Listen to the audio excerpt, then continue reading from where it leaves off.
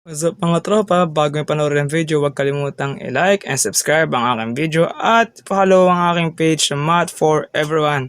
Yun lang. Peace. Good luck. Roll the intro.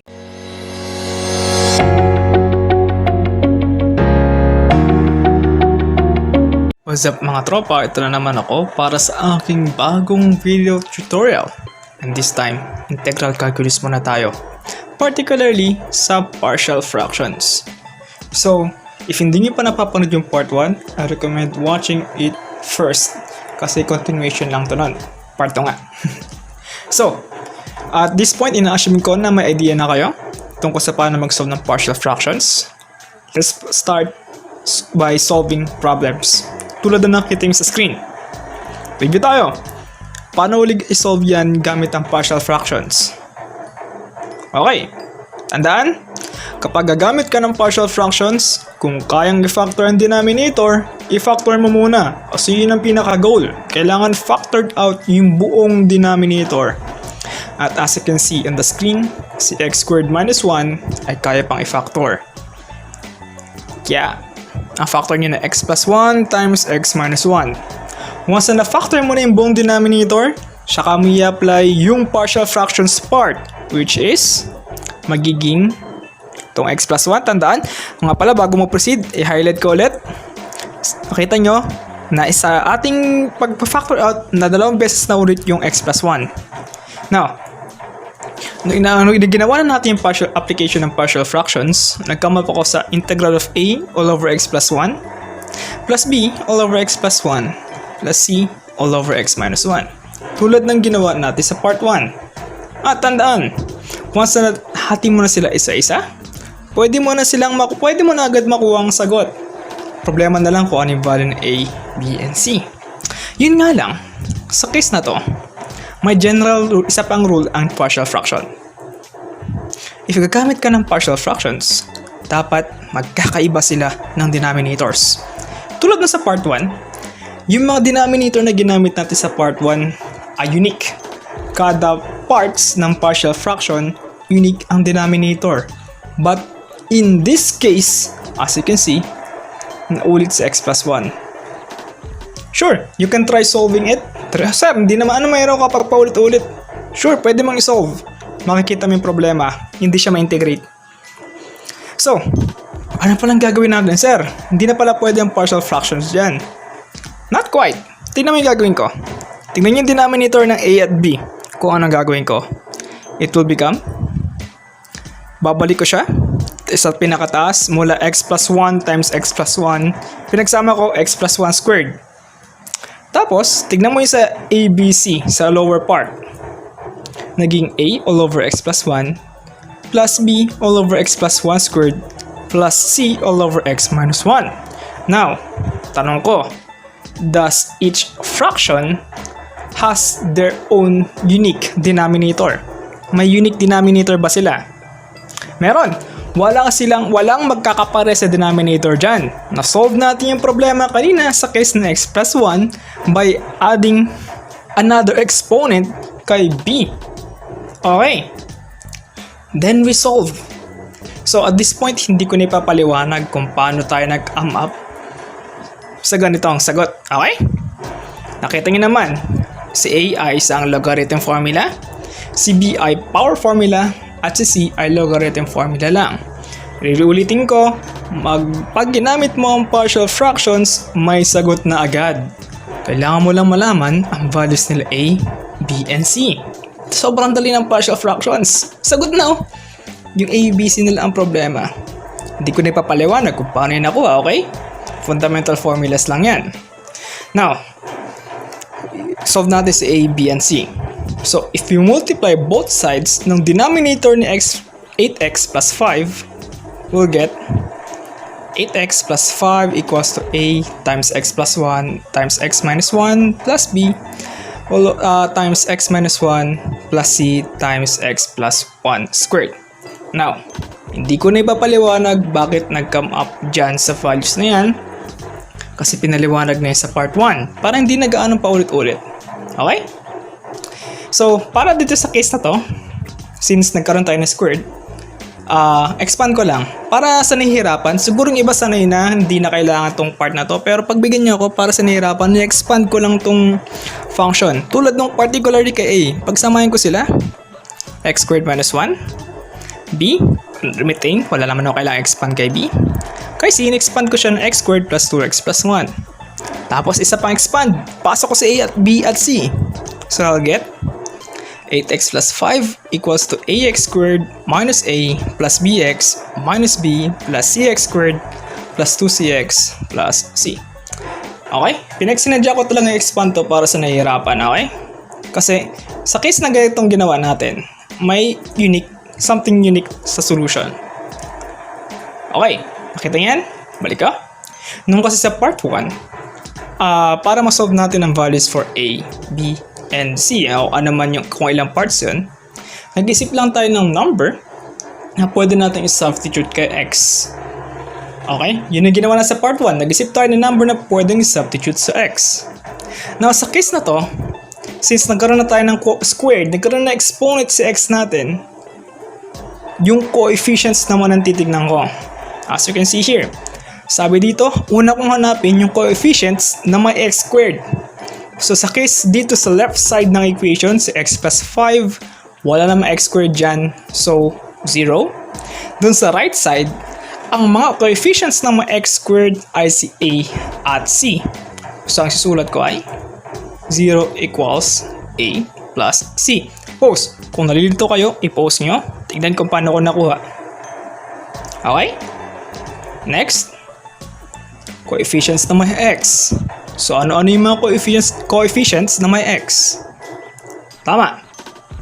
Si 8. Tapos sa kabila, si positive b at positive 2c. Pwedeng i-pause kung medyo nalito. Ano yung mga coefficients lang? Yung walang kasamang variable. Okay, tama. Si 5, negative a, negative b, at positive c. At tulad ng ginawa natin sa part 1, para ma-solve yan, kailangan natin gamitin yung solving simultaneous equations. Yung mag-substitute ka, or kung may unique sanay kayo dun sa matrix, pwede rin yun. Ako, mas madaling pakita kasi yung substitution method.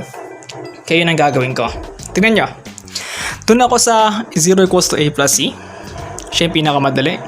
Transpose ko a, naging negative a equals to c. Itong nakita nyo yung negative a equals to c, ang isa-substitute ko doon sa pangatlong equation.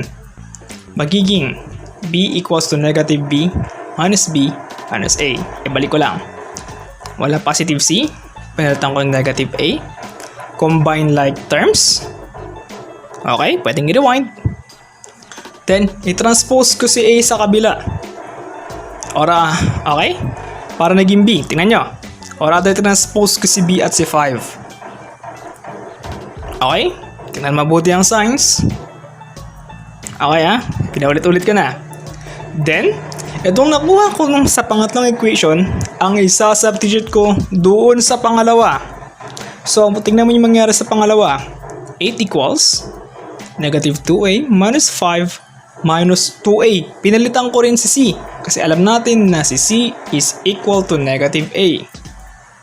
Tingnan. Okay. Algebra lang to.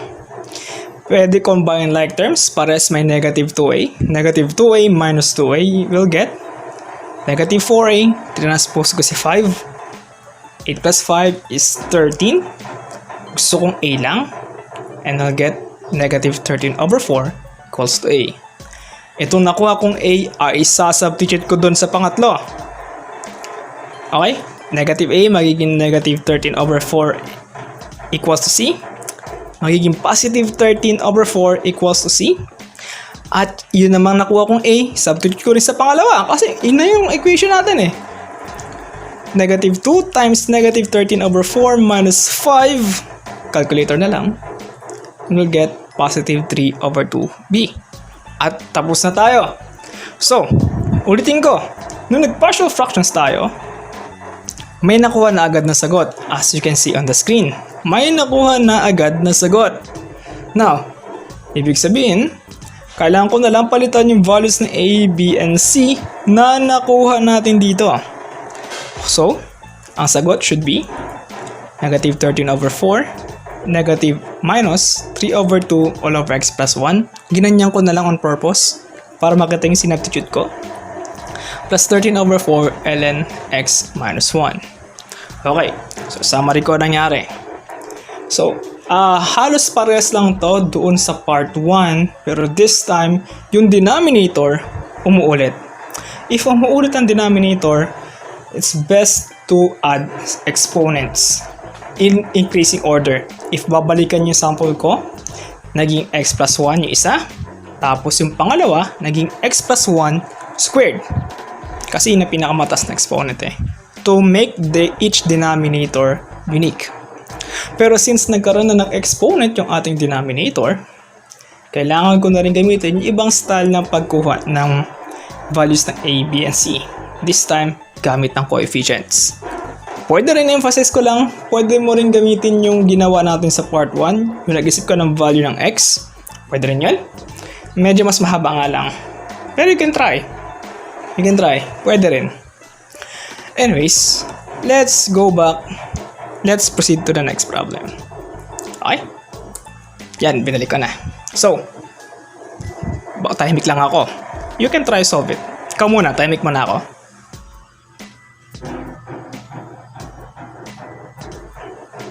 Solve na? O hinihintay niyo ako? Okay, first step sa kung gagamitin ko ang partial fractions, Kung gagamitin ko ang partial fractions, ano yung dapat gawin ko sa denominator? I-factor. So, the factor should be x times x squared plus 2x plus 1. May factor ba yung x squared plus 2x plus 1? Meron. It's x plus 1 squared. Nangyari na naman yung kanina. So, isulat ko lang muna in partial fractions form. I-convert ko siya into... Oops, nga pala. Kalimutan kong sabihin. Ang tawag dito ay repeating factors. Okay? So, sorry pa. Nakalimutan ko sabihin kanina. So, sa part 1 kasi, yan yung pinaka-unique case 1. Unique, sa simula pa lang, unique na yung denominators. Dito sa case 2, ang tawag sa kanya ay repeating factors. Actually, sa method ng partial fractions, may 4 na cases, 4 na kanya-kanyang diskarte sa partial fractions. So, ito yung pangalawang diskarte. In case na umuulit ang iyong denominator, gawin mo siyang exponent. Maglagay ka na exponent in increasing order. So, I should be like this. Tingnan nyo. A over x plus b all over x plus 1 plus c all over x plus 1 squared. Nakita nyo yung sa repeating denominator? Nagkakaroon ng dagdag sa exponent. Mula kung sa b na x plus 1 raised to 1, invisible 1. Sa c, naging x plus 1 raised to 2. Nagkaroon na plus 1. Sir, what if cube yan? Okay, walang problema. Magdagdag ka pa ng isa. Plus d all over x plus 1 cube. Pwede yun. Okay? Yan ang case 2 repeating factors. At ulitin ko, kapag ginamit mo ang partial fractions, may sagot na. Pwede na itong integrate agad. Ano integral? Okay. A ln x plus b ln x plus 1 minus c all over x plus 1. Si c ay power formula, huwag kakalimutan. Ang tanong na lang, anong values ng a at b? A, b, and c. May sagot na eh. A, b, and c na lang hindi natin makukuha. Okay? So, solve natin.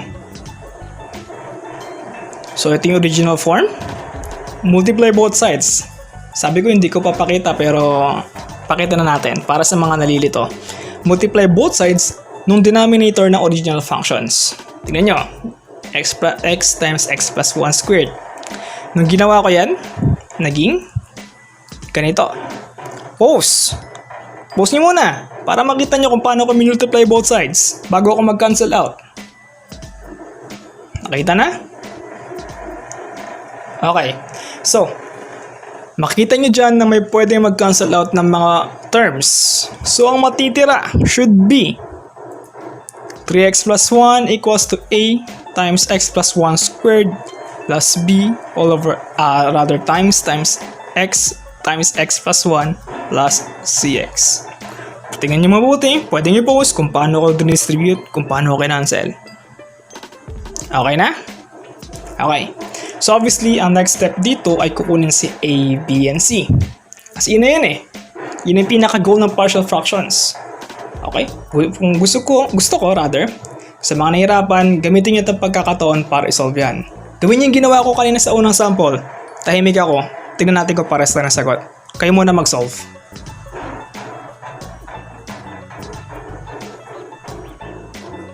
Kumusta? Solve? Tingnan natin ha. So malamang una yung ginawa, and expand muna. O baka yung iba diretso na. So ako, expand ko muna dahil nahihirapan ako eh. Then distribute ko si A, B, and C. O ako hindi na pala. Joke lang. Kita naman pala. So coefficients na may x squared should be 0 equals to A plus B. Kitang kita. Kung gusto nyo pang i-distribute yung ginawa ko, distribute nyo para makita nyo na ang may x squared lang ay si A at B. Okay? Next. Ayos ko lang. Yung may x. Ano yung mga coefficients na may x? Tama. 3 equals 2A plus B plus C. At yung pangatlo, coefficients lang. Ano ba meron? Coefficients lang. Okay. Yung 1. Si, gano'n pa ba? Wala na. Si 1 lang pala. Si A1 equals to A. Pag in-expand nyo, makikita nyo na sila lang yung may coefficients na walang kasamang variable. Coefficients na walang kasamang variable.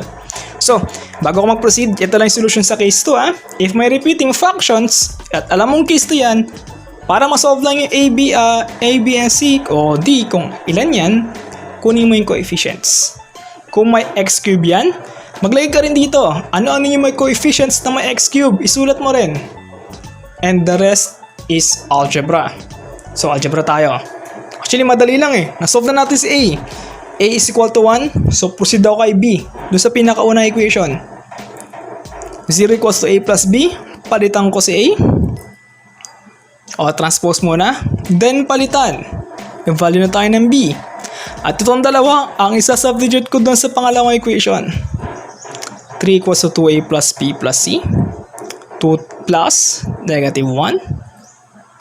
3 equals to 2 minus 1.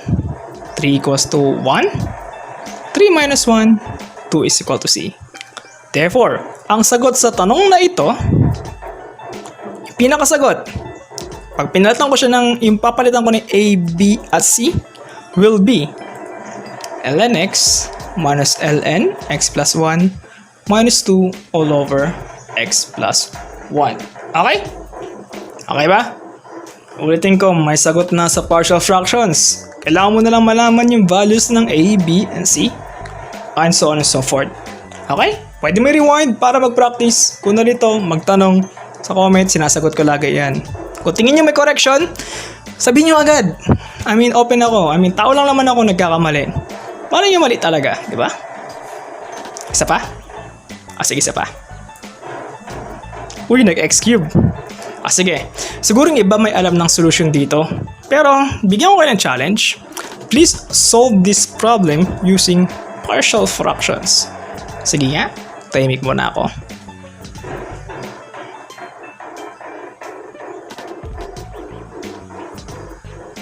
Kumusta? Solve na? Ginamit niyo yung partial fractions ha? Okay. So, ito na sinasabi ko kanina, sir, pwede ba pag cube? Pwede, kahit raised to 5. Pwede. Tingnan niyo mangyayari. So, mula dito, ang equation ay naging ganito. Yan na. X minus 2, denominator tignan natin. X minus 2 squared. X minus 2 cube. Okay? Nakita niyo yung exponents? Pa-expand ng pa-expand. Then, makukuha ko na agad yung sagot. A ln x minus 2 minus b all over x minus 2 minus c all over 2 times x minus 2 squared. Okay? So, emphasize ko lang, kahit raised to 5 pa yan, makikita mo kung paano ko inulit-ulit yung denominator. Ang nagbago lang ay yung exponent. Yan ang case 2. Okay? At masasagutan mo agad yan, ang challenge na lang yung A, B, and C. So, nasolve niyo na ba? Tignan natin kung tama Pares ba tayo ng ginawa? So, kapag ganyan, ito ang aking A. Hindi ko na pinakita yung multiplying both sides ng denominator. It should be like this. Expand. Ako yun, expand ko lagi. Expand hanggang kaya para mas madaling makita. Ginawa ko lang to para sa nahihirapan Kung tingin nyo confident na kaya nyo yung hindi na na-expand, sure, walang problema. Then, coefficients ng my x squared. Ano? Okay. Wala. Rather, sa left side ng equation, 0. Sa right side, ang my x squared lang ay si A. Pwede yun. Next, coefficients na may x. Ano? Okay. CIC 1 equals negative 4A plus B. Yung coefficients lang, meron din. 1 equals to 4A minus 2B plus C. Then, we solve. Ang kinagandan, alam ko ng A is equal to 0. So, masasolve ko na agad yung pangalawang equation. B is equal to 1. At doon sa pangatlo, alam kong 0 si B. Rather 0 si A. At 1 si B. Masasolve ko na agad. C 1 equals to negative 2 plus C. Transpose. Then, add. At yun yung sagot. Try nyo. So, bago pala pakita, tingnan nyo muna yung main problem sa taas, pinakataas. Alam na natin ang sagot. Ganyan. Then, we substitute the values of A, B, and C. Yung na-solve natin. So, ang equation ay magiging ganito. Then, tapos na. Alam ko na 0 ln x minus 2. So, ang final answer should be negative 1 all over x minus 2 minus 3 all over 2 times x minus 2 squared. Okay? Subukan nyo sa ibang method. Pero yun ang kinagandaan kasi ng partial fractions. Technique siya para i-expand lang yung equation. At nami-fact na na-expand mo siya, na-integrate mo na agad. Yung challenge na yung pagkuha ng value ng A, B, and C. Okay? Practice lang. Basta nagets mo yung idea, may sagot na agad sa partial fractions. Kailangan mo lang maggamitin yung simultaneous equations. Yun yung part na algebra na kailangan mong balikan. Masasolve mo na siya. Okay? At least kung di na ganong karaming kailangan mo i-memorize. Or kung sanay ka sa integral, sure, pwede mong gamitin yung ibang methods na available. Ilang naman. Kung may tanong, comment down lang below. Now, dito na tayo. Paano naman kapag ganito ang problem? What if hindi na kayang i-factor out yung denominator? Kasi napansin nyo binomials yung mga given kong factors What if ganyan? Trinomial, hindi ko na ma-factor out. Okay, next video, case 3 naman. Stay tuned. Yun lang. Peace.